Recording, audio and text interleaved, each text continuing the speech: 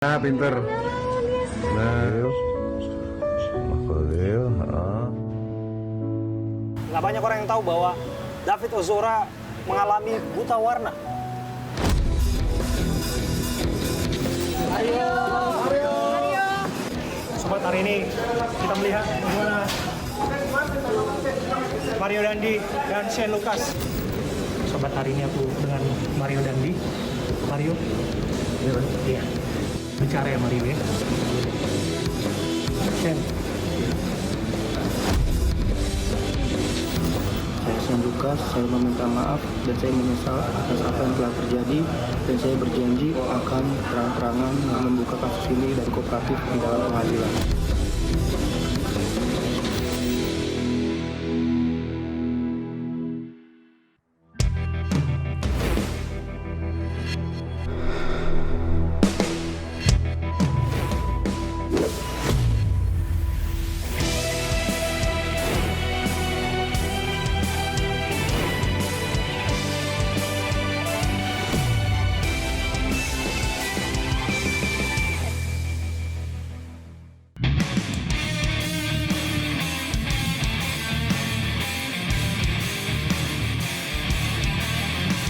Sobat, kasus penganiayaan David Ozora memasuki babak baru.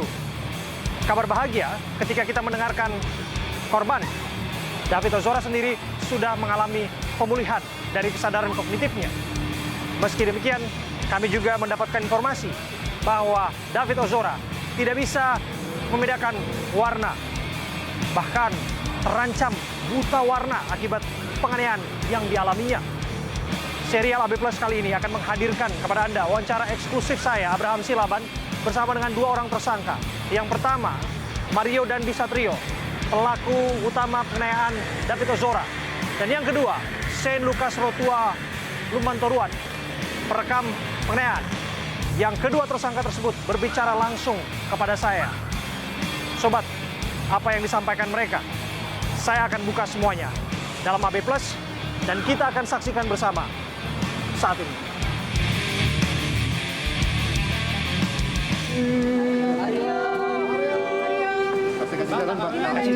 Kasus penganiayaan berat yang dilakukan Mario Dandi terhadap David Ozora terus bergulir di persidangan. Sementara kondisi David Ozora belum menunjukkan perkembangan signifikan. Ayahanda David, Jonathan Latumahina, menyampaikan David Ozora harus menjalani sejumlah terapi yang membuat dirinya harus tetap berada di ruang ICU rumah sakit. Menurut dokter yang merawat David, butuh 6 bulan sampai 1 tahun untuk pemulihan kondisi David, walau besar kemungkinan kondisinya tidak akan kembali seperti semula. Sehingga David tidak bisa bersekolah sampai batas waktu yang belum diketahui. Jonathan Latumahina juga menceritakan bahwa saraf bagian otak David putus dan membutuhkan perawatan jangka panjang. Keren. Wah, itu. David ini mengalami diffuse axonal injury stage 2. Penyebabnya adalah trauma keras yang menyebabkan otaknya berputar dan syaraf-syarafnya putus semua. Kondisi terakhir sampai saat ini sudah mengalami banyak terapi, sudah mengalami kemajuan, tetapi yang kuantitatif.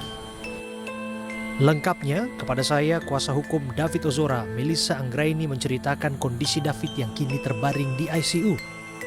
Seperti apa keadaan terakhir David Ozora? Saya dengar kesadaran kognitifnya sudah mulai membaik. Perkembangan. Mendengar, melihat, dan merespon sudah bisa ya? Jadi dokter sampaikan terkait dengan kesadaran kognitifnya memang mulai ada perkembangan. Sudah mulai banyak respon-respon sehingga ketika dia dipanggil dia sudah bisa melihat. Matanya diarahkan sudah bisa mengikuti. Tetapi karena dia masih tersambung kepada trakeostomi, suaranya kan belum keluar. Yes. Kemudian setiap kali respon itu ditanggapi, kita belum bisa menyimpulkan apakah benar respon itu sesuai dengan yang kita lakukan ataukah nggak sesuai. Dalam terapi okupasi kemarin, David itu belum bisa membedakan warna. Begitu, jadi dia masih blur, pandangannya belum terlalu fokus. Komunikasi pun Mas Abe sifatnya masih satu arah. Jadi belum komunikasi dua arah. Makanya dokter Tatang ya, dokternya David menyampaikan kepada Joe, David ini butuh asesmen yang lebih lanjut dan lebih panjang terkait psikis dan fisiknya dia. Nah, ketika nanti sudah selesai dilakukan stem cell, akan turun ke ruang perawatan, dilakukan observasi. Kalau memang harus terus dilakukan terapi, fisioterapi dan lain sebagainya, itu akan sambil berjalan, tapi dokter mulai mempersiapkan untuk home care-nya. Oke. Itu keadaan fisiknya, di mana kesadaran kognitif sudah mulai ada perkembangan. Tapi saya dengar tadi bahwa ada terapi psikis juga yang dijalankan. Apakah ini artinya masih ada post-traumatic condition ataupun keadaan post-traumatik yang masih dialami oleh David Ozora hingga saat ini? Mengingat dia ini didiagnosa diffuse axonal injury stage 2, untuk dokter sampaikan stage 1 aja life quality-nya itu turun lumayan, apalagi stage 2. Sehingga untuk perkembangan kognitif itu pasti akan membutuhkan terapi bicara lebih lanjut, terapi berjalan, karena sampai saat ini semuanya belum di posisinya, masih butuh terapi lebih lanjut untuk menguatkan lagi motorik-motorik yang menyambungkan kepada kognitifnya tadi. Oke, terlepas dari itu semua, saya dengar juga Pak Jonathan Latumahina menyampaikan bahwa keadaan anaknya sekalipun pulih tidak akan bisa kembali seperti sedia kala. Apa yang dimaksud? DAI ini memang sulit untuk kembali seperti sedia kala. Biasanya orang yang bisa pulih dari diffuse axonal injury itu butuh waktu panjang, 5 tahun, 10 tahun, bahkan 15 tahun. Ada saja trauma-trauma yang masih nyangkut kepada penderita DAI, misalnya emosionalnya yang rusak gitu, atau dia yang tidak bisa terkendali secara emosional yang utuh. Nah, tapi terkait David, karena usianya masih muda, kita punya harapan yang besar, dokter juga sampaikan begitu. Kita akan menguji lebih jauh kira-kira David ini DAI-nya nyangkutnya di kognitif yang bagian yang mana. Oke, saya juga dengar informasi, ini barangkali yang pertama ini, nggak banyak orang yang tahu bahwa David Ozora mengalami buta warna. Belum bisa dikatakan buta warna Mas Abe, tetapi dia belum bisa membedakan warna. Begitu dilakukan terapi okupasi, dia masih blur itu, sehingga dia tidak bisa membedakan biru dan hijau, orange dan merah. Jadi masih butuh lagi beberapa kali terus-menerus untuk kita bisa dokter menyimpulkan ini buta warna atau seperti apa. Tapi terlepas dari itu semua, kita melihat bahwa Jonathan Latumahina sudah mulai muncul ke publik dan kemudian menyampaikan statement mengenai betapa ia kooperatif dalam persidangan untuk mengungkap seterang-terangnya kasus ini, sekaligus melakukan pendampingan terhadap korban yang saat ini masih terbaring di rumah sakit. Pasti. Jadi kalau terkait kesaksian dari Joe, itu kan hanya 1 kali di setiap perkara. Ya, seperti kemarin perkara anak berkonflik hukum AG, dibutuhkan keterangan ayah David yang menerangkan apa yang terjadi dengan anaknya. Tidak akan panjang dan tidak akan berlarut-larut, jadi saya rasa tidak akan ada masalah. Kemarin juga Joe waktu pada saat hadir di persidangan, begitu selesai udah buru-buru mau segera balik ke rumah sakit. Karena Mas Abe, David itu selalu mencari-cari Joe. Walaupun belum bisa dikatakan dia mengenal Joe sebagai ayahnya, tetapi selama 40 hari didampingi Joe tanpa absen, dia sudah bisa merasakan siapa orang-orang yang selama ini ada di sekelilingnya. Jadi kalau Joe ada itu dia tenang, Joe nggak ada dia pasti nangis, dia cariin. Seperti Maka dari situ kita bisa melihat juga dalam akun media sosial pribadi Pak Jonathan, ayah korban, sering memposting ya keadaan terbaru dari David Ozora ya. Setiap hari Mas Abe, setiap waktu netizen, warganet itu bertanya baik kepada kami sebagai kuasa hukum maupun kepada Joe.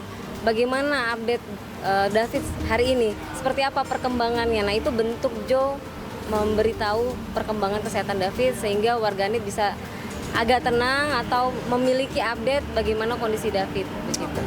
Terakhir, Mbak Melisa, saya yakin Mbak Melisa selaku penasihat hukum, selaku pengacara, dan juga Pak Joe selaku ayahanda David Ozora juga melihat berbagai tayangan media yang menampilkan wawancara dari keluarga Mario Dandi, bahwa sudah ada pertemuan sesungguhnya dari antara ayah Mario Dandi dan Pak Jonathan Latumahina waktu itu, sampai pada akhirnya kasus ini harus terus berlanjut di pengadilan.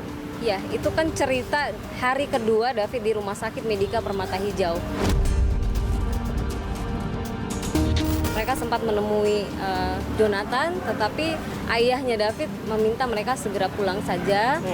Proses hukum berjalan, dimaafkan, tetapi pada saat itu kondisinya kita belum tahu apa yang dialami oleh David.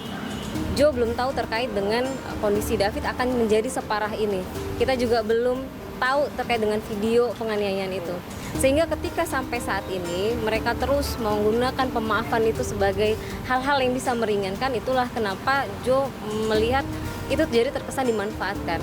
Sehingga itu akhirnya ditarik. Nah, terkait kemudian video itu muncul lagi, ya, para orang tua dari MDS, mereka menangis terkait permohonan maaf, juga terkait dengan pelaku-pelaku yang lain sebenarnya. Mungkin saya sampaikan aja Mas Alwi, pada saat ini kita mengerti juga mereka itu lagi menenangkan hati dan jiwanya terkait permohonan maaf karena mereka mungkin merasa bersalah. Tetapi dalam hal ini Joe, keluarga David tidak dalam kapasitas menyenangkan hati mereka atau mengikuti keinginan diri mereka, sehingga mereka akan berharap kita memaafkan. Kita tidak dalam kapasitas itu. Ya silakan mereka handle sendiri karena kita punya sesuatu prioritas yang harus lebih diutamakan, yaitu kondisi kesehatan David dan upaya hukum ini, begitu. Jadi apapun yang mereka lakukan terkait permohonan maaf, ya kita juga sudah punya sikap. Oke, dan sikap itu selesaikan semuanya di pengadilan? Iya, itu aja. Sobat, hari ini aku dengan Mario Dandi.